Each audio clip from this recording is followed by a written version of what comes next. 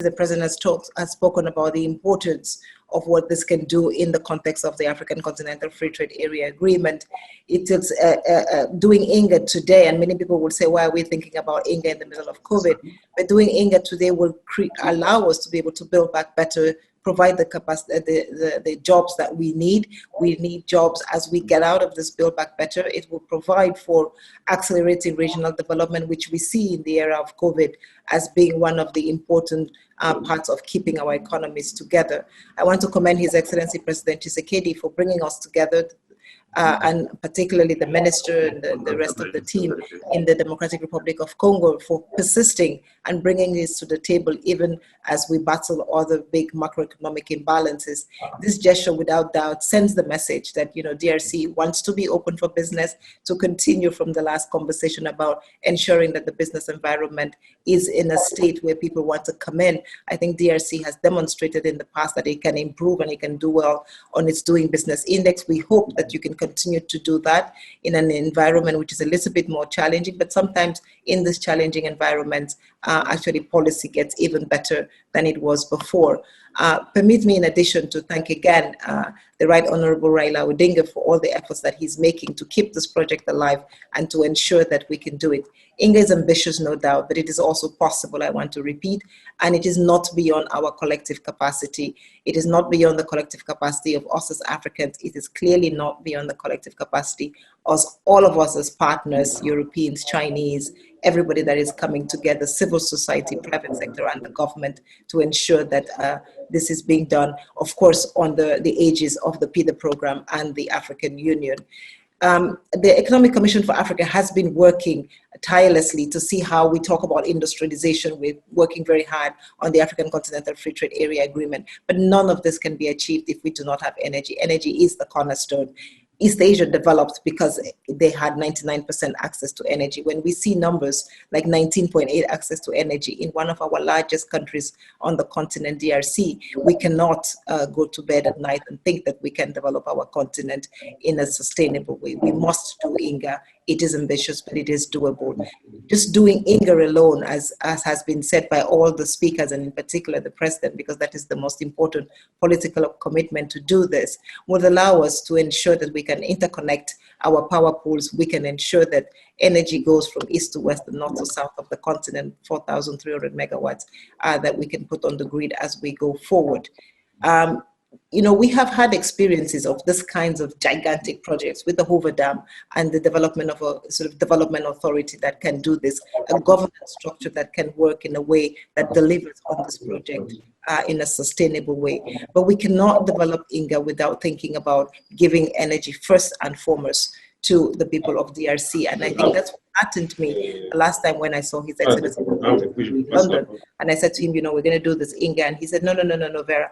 What I want you to do is look at how you also provide small and medium dams across all of DRC to ensure that the people of DRC also have access to energy.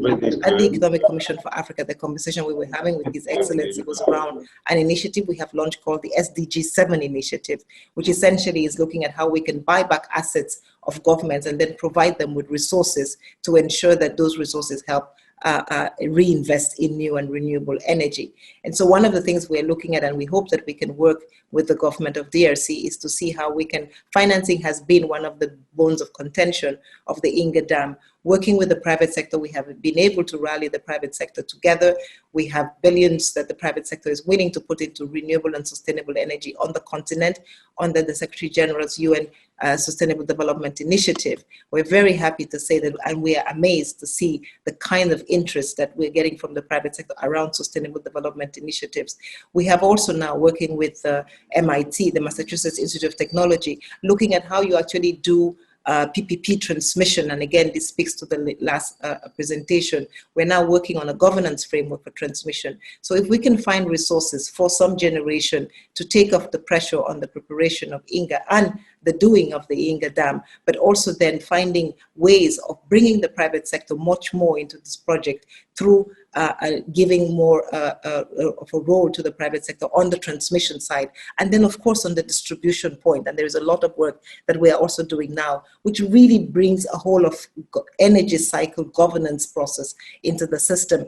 Of course, the government of DRC needs to realize resources as it works on the energy projects. People need to pay their tariffs, they need to pay their taxes. This governance system is important. Risk-adjusted tariffs need to be put in place. And I think that that governance system and that regulatory framework cannot work if we don't bring all that together. That is the contribution that we believe that the Economic Commission for Africa can bring together to this project. So it is resources, assets to provide for the investment upfront, technology, knowledge on how you do transmission and privatize some of it as we talk about the power pools, as we talk about the management and distribution of that. And then finally, the distribution. There will always be last mile. The UN talks about leaving no one behind. We want to make sure that this we go from 19.8 to 99% access to electricity that can power DRC. Of course, as we talk about powering DRC, we need to also talk about sustainability. We need to talk about the immense treasure that DRC has in terms of green and forest, and how we can also convert some of those resources maybe into resources that DRC can use again to finance this dam. I think getting enough resources from the DRC to ensure that the ownership of the dam is really, really national as well is important. And I think this is one of the things we want to make sure that we can provide different pockets of resources for the Democratic Republic of Congo to come to the table when we talk about the Inga Dam as a just and reliable partner and owner of the Inga Dam as we do this project, because only then will this project be able to succeed. Your Excellencies, there are of course going to be many challenges in the implementation of the dam, and many of them have already been talked about, so I wouldn't go into them. It's a large infrastructure project. Everybody's weary of large infrastructure projects, but we know they can be done. And we are sure with this collective collaboration, we can do it and we can make it work. I think the world is waiting, the world is looking to see whether Africa can deliver this. I think under the leadership of President Tshisekedi, the Right Honorable Raila, and all of us coming together today, Africa 50, of course, has a unique experience. Nobody thought that we could do 400 megawatts of solar in Egypt. Africa 50 has been able to pull that off. We believe that today we have the capacity, we have the skills, we have the knowledge on the continent also to be able to contribute to this kinds of big projects. And I think, thank you very much for giving that credit to also African developers. But I think we also talked about local suppliers and providers of different parts of the project and the development of the Inga. We need to create SME jobs in DRC to ensure that even as we build the dam, we create the jobs, we build the SMEs, we ensure that women have a part and a role to play as we talk about these large numbers. We've talked about the transmission issue. We are now finding solutions to transmission, and I'm sure we can do that. There is huge risk of hydrological and geological security to the project, but again, technology, we believe, can solve these problems. I think finally, climate change. We know, of course, that Africa is already suffering 3 to 5% from climate change, but we believe that well-designed with the Nordic Development Fund, the African Union, the African Development Bank, the World Bank, we're all working on the Africa Climate Resilience Investment Facility, and we can bring that knowledge to bear around the Inga Dam to ensure that we can do this. In closing, Your Excellencies, ladies and gentlemen, we believe again that this is an ambitious project, but we believe also that it can be done. Inga is a litmus test for what Africa can do and how Africa can build back better and emerge from this COVID crisis. We think coming together with our collective capacities, our collective knowledge, this can happen. So again, I just want to say that the United Nations family, all of us, UNEP, C for All, the Economic Commission for Africa, stand willing and ready to support any part of this project, and we look forward to the second round.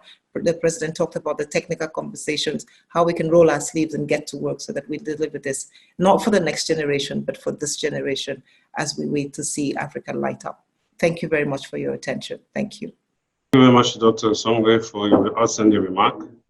Now I'm going to introduce the Minister of the State, Mr. Eustache Mumbembe, who's going to give the closing remarks for this first part. Minister.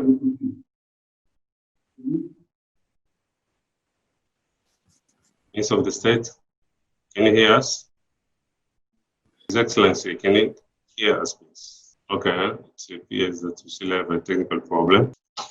Okay, I think we are at the end of the our end plenary session today. What is going to happen is that you're going to receive the email later tonight, giving you the links for all the anchor documents, which will be posted. And we are planning to meet again Wednesday, 1 p.m. Kinshasa time. I believe the work will be done in the workshops. My understanding is that on Wednesday, 24th, from 1 to 4 Kinshasa time, and 12 to 3 p.m. GMT, we'll have the three workshops, which will start instantly. That will be virtual. So the first one will be target market target market working group, power generation and transmission working group, and the legal regulatory framework working group. So those are the three working groups which will be held on Wednesday from 1 to 4 p.m. Kinshasa time and 12 to 3 p.m. GMT. So the rest, you will be receiving the email with the further information. And also, I believe that the website will be ready. It should be www.inga.org. So you should get that link also on an email for any update. So you can consult this website. I'm getting sign that the minister is ready. Let's try again to see if he has the access. His Excellency, can you hear us? Minister of the State? Okay, well, I can just apologize on behalf of the DRC. We're still in lockdown and we have limited resources, as you know, with the limited technicians. We believe that we've done a good job today, and Wednesday we're going to do better than that. I thank everyone who took part to this outstanding conference. I'm getting a message here that I should introduce myself. My name is Alexi Kayembe. I'm a special advisor of the president in charge of infrastructure. So I believe that everybody is happy with what has happened, and especially this conference made by the president. And we're going to meet again on Wednesday, as I said, at 1 p.m. Kinshasa time. The three workshops, as I said. Any further detail will be communicated to you by email.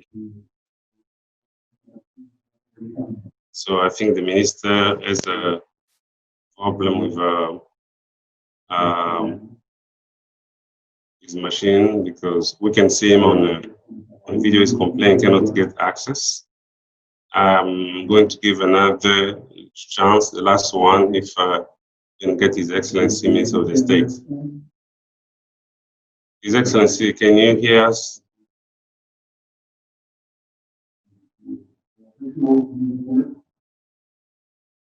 Okay. All right. Thank you very much. We meet again on Monday on a group session. Sorry, Wednesday on a group session. All right. All right. Take care. God bless the DRC and God bless Africa.